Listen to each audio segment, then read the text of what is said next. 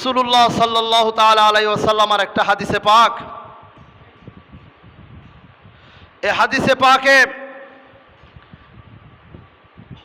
ইরশাদ হচ্ছেন আন আবি হুরায়রা রাদিয়াল্লাহু তাআলা আন্না রাসূলুল্লাহ সাল্লাল্লাহু আলাইহি ওয়াসাল্লাম قال من وجد ساعة ولم يضحي فلا يقربن مصلانا।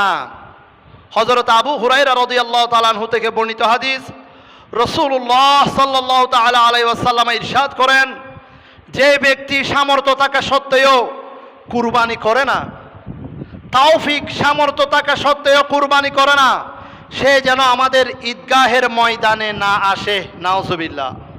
সেই জন্য আমাদের ঈদগাহে ময়দানে না আসে। নাউজুবিল্লাহি মিন যালিক। তার মানে হাদিসের শিক্ষা হচ্ছে, সামর্থ্য থাকার পরেও যদি কুরবানি না করে, তার জন্য ঈদের জামাতটা পরা কোনো প্রয়োজন নেই, আসাটাই অনর্থক।